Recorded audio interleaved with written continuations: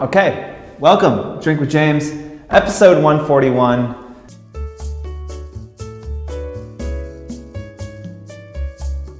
Second to last episode in this office. Where will we be in 2 weeks?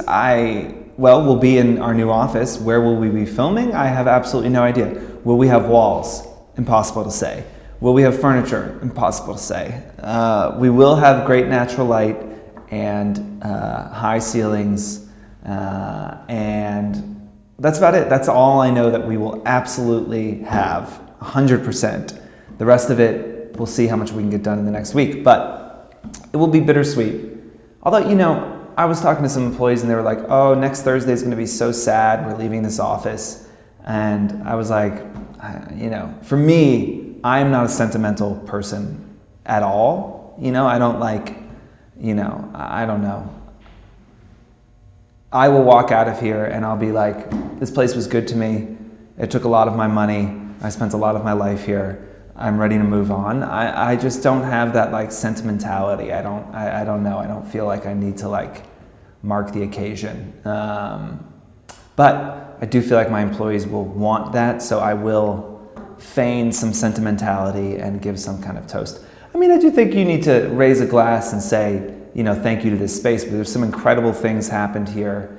We grew a lot. We moved in with 5 people. We'll move out with 32 or something. A lot happened here. I'm very happy for it. I will miss it. It was really good to us. We're moving into a space that is so much better. It cannot even begin to compare. So I don't really get that sad. Am I going to be sad when I move out of my shitty apartment into something fucking insanely amazing? No, I'm not. I'm really not going to be that sad. I'm going to be like, this is great. Finally, I won't have to vacuum roaches up anymore. That's a whole other story though for another day. I want to talk real quick because I saw something on Twitter the other day that was a really good example of something that we've talked about in the past, but I maybe haven't mentioned in a little while, which is that you guys, as influencers, your client is, say it with me now, who is it? Is it the brands? No. Your client is your audience, right? You have a responsibility to your audience to show them something interesting, educational, exciting, insightful, whatever, right? That is your job. And someone on Twitter was saying that like they spend 20 minutes every night DMing every new follower they have, thanking them for the follow and asking them to introduce themselves or something. And he says, I've been doing this for 4 years. I've spent like 14,000 DMs and like it's been so valuable for me. And it got me thinking, just like, I made a note to myself to mention it on the show because I think it's a good time to ask yourself, what are you doing for your followers to make them feel special? I went to my friend's restaurant the other day, Aska, which is like this insane 2 Michelin star, incredible restaurant. And every single thing from the second you walk up, even before you get into the restaurant, from the second you walk up to it and it's all painted black and it's like totally looks, this is like austere, incredible Scandinavian thing in Williamsburg. But from the second that you walk up to the restaurant until when you leave, that whole experience is set up to make you feel special and make you feel like you are experiencing something unique and special. And you walk away from that experience feeling like that was incredible, And I'm not saying every day you have to make your followers feel like they're eating in a 2 Michelin star restaurant, but I do think the vast majority of influencers are lazy when it comes to doing things, going above and beyond for their audience. And I think that like we talk a lot about on this show about going above and beyond for the brands, and that is really important. But it's always tied back to like any sponsored post that you do needs to be valuable for your audience, right? We always say like before you post something, ask, is this going to, inspire, entertain, or educate my audience? And if not, don't hit publish on it, right? But also like, what are you doing to go above and beyond? Like we have built this business over the last 6.5 years, exceeding the expectations of our clients every single day. And you guys have two clients. You've got the brands and you've got your followers, and like, what are you doing to go above and beyond to keep them engaged, to keep them interested, and to keep them excited about you, right? Like, Headspace is a client of ours, and I always struggled with meditation, but I started doing their sleep casts, and there's this one woman that does sleep casts. She's got this fucking incredible like British accent, and she kind of whispers a little. It's a little like ASMR-y, I think, but like, if you have Headspace, side note, the one she does is Nighttown and the Snowy Village one and Beach Walker. Those are hers. I listen to it every night now with my girlfriend when we fall asleep. It's amazing. But I am like telling every person I meet, I am like, hi, I'm James. Have you listened to a Headspace Sleepcast? Because they're fucking incredible and they've like changed my life. That is how your audience has to feel about you. They have to feel like amped up. And to do that, you have to be doing something special and different for them. So if you take anything from this episode, I would just ask you all to step back and ask yourself, what have you done for your audience lately that is above and beyond what you normally do? And if you think of your audience as a client, do you think they'd be satisfied with what you're doing? In that, answering that, that's the key to all of it.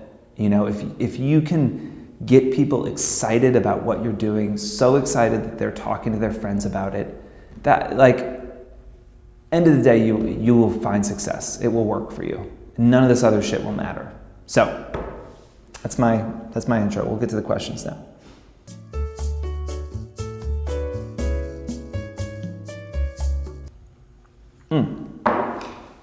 Question number one was actually from a brand, and was asking, when influencers DM, they will, asking for opportunities. If they're not a good fit for the brand will reply back and say, hey, we don't have any opportunities right now. Thanks so much for reaching out. Unfortunately, we don't have any opportunities this season. And then they're saying like the influencer then reaches out the next season and says, do you have any opportunities now? So I'm gonna talk to my brand people for a second. We'll bring it back to influencers as well. It's a tough one, right? Because I think as a brand, you don't want to put in writing like, thanks for reaching out, but there's no way in hell we would ever work with you.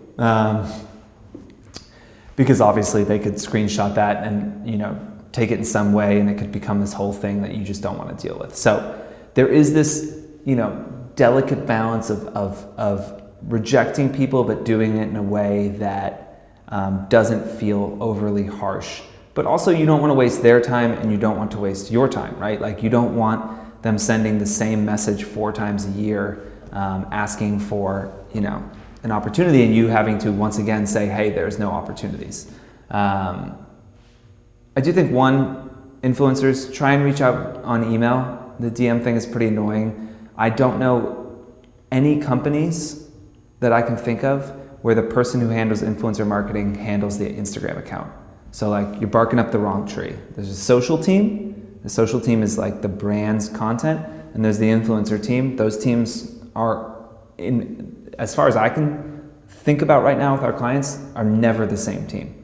So reaching out and DMing a brand is not the right contact.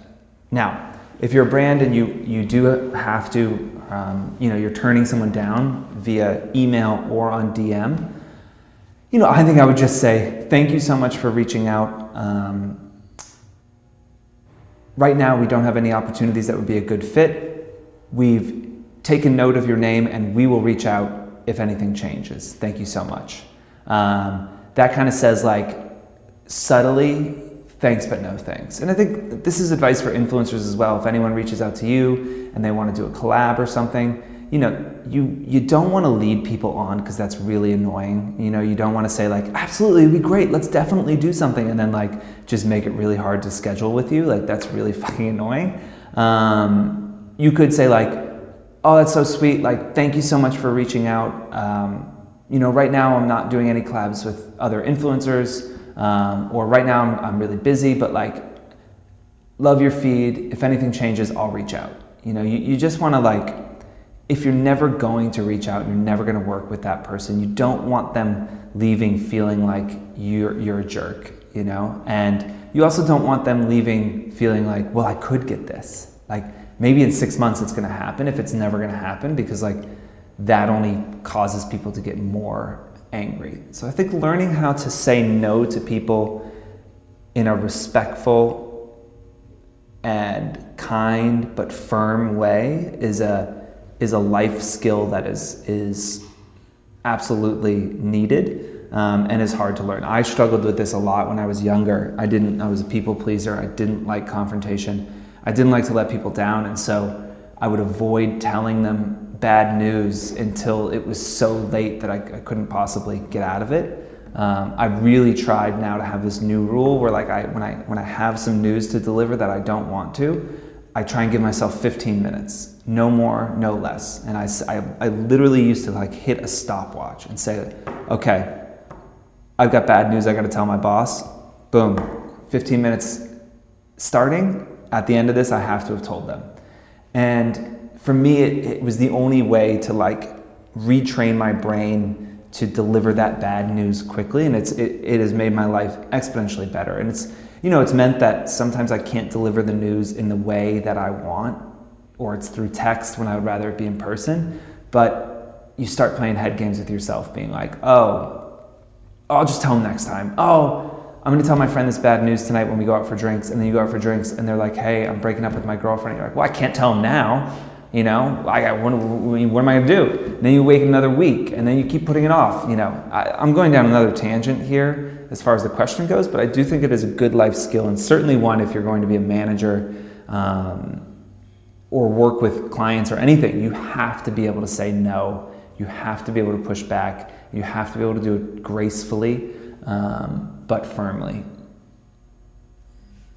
That's a whole other episode. We could just talk about like how to push back on clients, or how to say no, or how to tell people disappointing news. But well, that sounds like a good question for next week. Yeah, someone asked me a question about that. Someone asked me a question about how to deliver bad news to a client or something like that, and we'll try and answer it. Yeah, if you're an influencer, should you be responding to DMs? Like, if you go back to thinking of your followers like clients, then yeah, I think you should be responding to DMs. You know, I know it's a lot of work, and maybe it's not sustainable, but I think you have to try and figure out a way to continue to be able to have a relationship with your audience as that audience grows. And you need to have a way to kind of scale out what you're doing, and maybe, if you're getting similar questions, maybe you need to be doing, live Q&As more, or something like that. Again, I say this without knowing much about how many DMs influencers are getting and how frustrating it is to answer them. Maybe you guys can throw it in the comments and like have a little conversation together about what you do. I'd be interested to know, to hear from you guys in the comments, like how many followers you have on average, how many DMs you think you're getting in a week, and what percentage of those you feel like you're answering. Because I don't get many DMs. I mostly get people saying, your account looks really great and we would love to give it more engagement. Authentic, real engagement. Please message back for details. And I'm like, fuck yeah, let's do this. So let me know.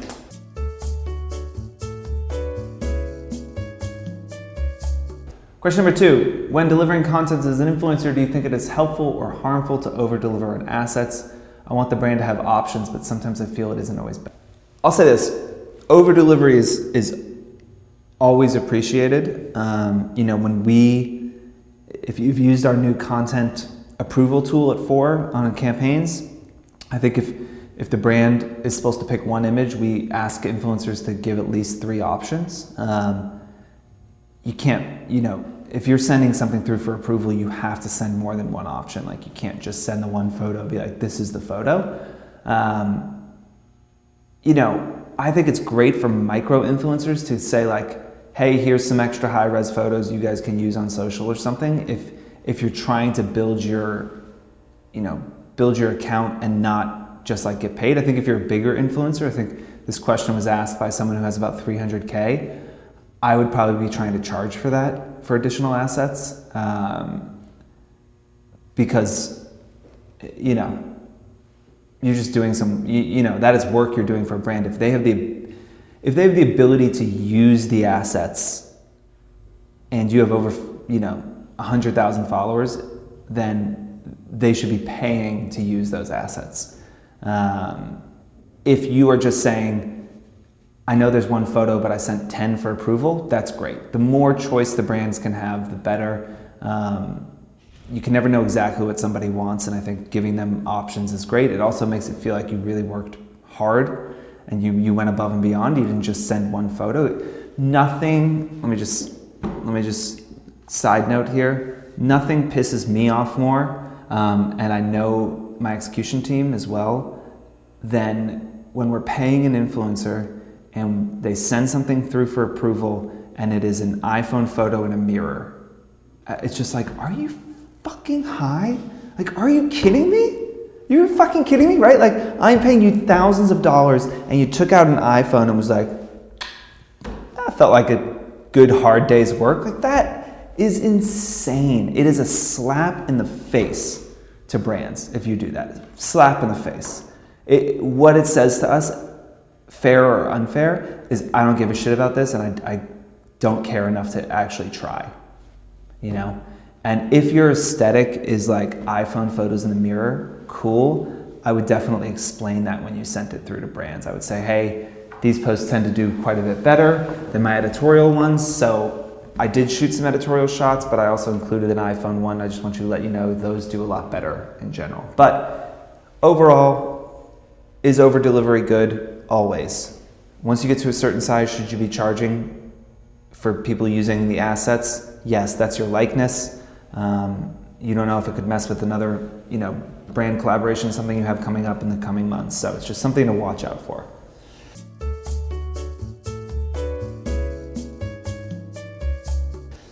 Question number 3. You guys swear a lot, excuse you. You guys swear a lot, and so do I.